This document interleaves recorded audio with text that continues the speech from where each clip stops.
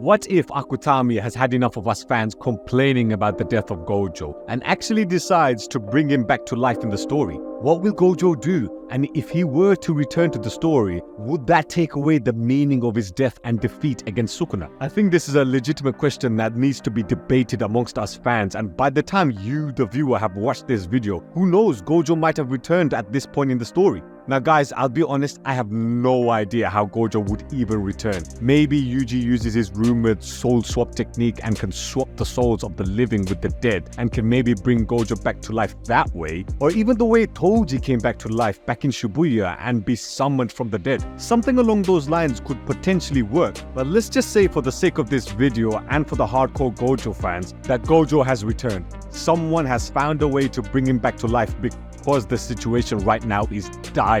Sukuna and Kenjaku have the power to rule the world and no one can touch them. Kenjaku got his head sliced off, but is he really dead? And can he jump to another person's body? But let's just say he survives and he's still alive, but the situation is grim for our heroes. So therefore, the last surviving Jujutsu sorcerers have found a way to bring Gojo back to life. We don't know how they do it, but for the sake of this video, let's just say they managed to do it. Now guys, this is me thinking out loud with you guys. If Gojo did make a return to the story, would that take away from his death? He died in the hands of Sukuna, so if he were to return, would we get Gojo versus Sukuna too? And if he were to come back to fight off against Sukuna, wouldn't he then just die again? Because he did admit in chapter 236 that Sukuna wasn't even using his full power. So him coming back to life just to fight off against Sukuna, wouldn't that just be the story repeating itself? If you get Gojo to return just to kill him off again, I think that would be a bigger waste of time. Then you might as well have kept him dead. But to go back to my original question, is Gojo returning to the story? Will that take away from his death? Personally, your tribal chief didn't really find Gojo's death that impactful. Now, let me explain it better. The whole of chapter 236 got myself and most of the Jujutsu Kaisen fans all depressed. Because it's the realization that when Gojo was in the airport talking to Geto, it was him in the afterlife talking to Geto. That sequence I found meaningful, and it was just so wholesome seeing both Gojo and Geto talking to each other again. When you see the beginning of season 2 of the anime, which covered the Gojo past arc, you see the bond and brotherhood they had. The banter as well between both of these characters, along with the rest of the year group with Shoko, Mei, and of course Riko, is very reminiscent of Yuji and the current generation now. It's that camaraderie between the characters that really made the series fun to follow. And the friendship between Gojo and Geto is both a story of brotherhood and tragedy. They both were best friends who turned into bitter enemies, with Gojo ended up killing Geto in Jujutsu Kaisen 0. It's us knowing what these characters have been through and the war they had amongst each other with their own factions, which ended in the tragedy of Gojo killing his former best friend. And to now seeing both of these characters finally at peace with each other, laughing about how much of a beast Sukuna is, with Geto getting jealous that Gojo literally had a once-in-a-lifetime fight with Sukuna, was heartwarming for us fans. That was meaningful, and I loved that scene. But the scene of Gojo actually dying, other than seeing that Sukuna got an upgrade on his slice attacks, in that he can basically slice infinity now, it felt like Gojo just died out of nowhere. Sukuna being the one that killed him gave Sukuna that confirmation that he is the strongest. But Gojo just died there by himself with his students watching him die and are crying helplessly because they are witnessing it firsthand. Like basically he didn't have an epic death, which you would think a character of Gojo's status and popularity within the Jujutsu Kaisen fanbase, you would think he would have this big epic sacrifice or a last-ditch technique, almost like a Vegeta final explosion moment against Majin Buu back in Dragon Ball Z.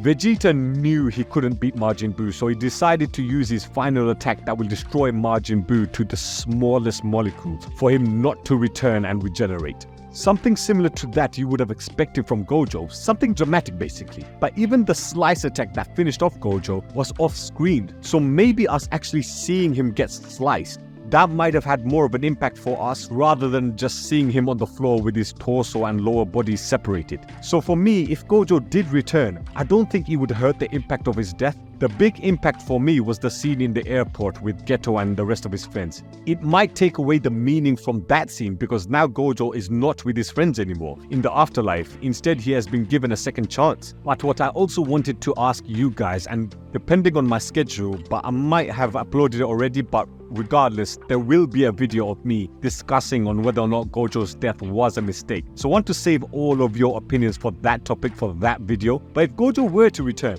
would that mean that Akutami realized that killing Gojo was a mistake and now he knows how important of a character he is in that he has to now bring him back? It's an interesting question and could be that Akutami is backtracking what he did in chapter 236. But again, that's up for debate, so stay tuned for that video when it drops. Okay, so now Gojo has returned to the story. What will his role be and will he have all of his powers? I think it depends on what version of Gojo does return. Look at Toji. When he returned in Shibuya, he was Toji Zenin, not Toji Fushiguro. But I can't expect the 17-year-old version of Gojo to return. I think we will see the adult version of Gojo, but possibly in a weakened state. It could be part of a ritual on getting him back that maybe if he were to return, then a binding vow would need to be made. That vow could be that Gojo returns back to life, but is in a weakened state and can use his powers for a limited amount of time. Granted, him just using his powers even for 10 minutes is enough to do some serious damage to anyone, but it could be an All Might scenario where there is a time limit for him to use his powers at the maximum level. So it could be a scenario like that. You can't just expect Gojo to return and not have any ramifications or consequences for his return. There has to be some sort of sacrifice, and that could be a limit to his powers, which solves the issue of him returning and overpowering everyone, and will allow guys like Yuji and Yuta to get the full exposure that they need. The role I feel he will have if he were to return is the role of the mentor, the Professor X of the Jujutsu Kaisen world. Similar to Professor X, Gojo's powers are that of the mind. His domain expansion, Infinity Void, targets the mind, so there's similarity there. If you really want to look deep into it, then you can make the argument that if the Professor X figure in Jujutsu Kaisen is Gojo, who teaches and nurtures the new users of cursed energy and trains them up in their first year of Jujutsu High, which is the same as Professor X in his school for mutants, then Geto would be the Magneto of the story. Similar how Magneto hated the humans, Geto also hated the humans as well. Both saw the evil that humans could do, with Magneto witnessing the horror of World War II and Auschwitz, and with Geto witnessing Riko dying and innocent Jujutsu sorcerers being tortured, imprisoned, and labeled as monsters. And all of these victims that Geto saw were kids. Both Geto and Magneto saw how evil humans can be, which is why there is a deep hatred for them. And of course, Magneto and Professor X were best friends, just like how Gojo and Geto were best friends back in the day. So you can see the similarity between the four characters, and honestly, I feel Gojo can be one of the best mentor figures of all time if he gets given the chance to be one. And I think it's perfectly poised for him to return and be the mentor figure for the next generation. If he were to come back with a handicap on his powers, then himself and Kenjaku can actually have a legitimate fight where Gojo doesn't overpower him. Because for me, Kenjaku is Gojo's villain to take. Kenjaku took over Geto's body, just like how Sukuna took over Megami's body. If Sukuna is Yuji's villain to defeat, then Kenjaku is Gojo's villain to defeat. Can you imagine the stakes? Say if Kenjaku is stalling Gojo, knowing that his time limit is running out.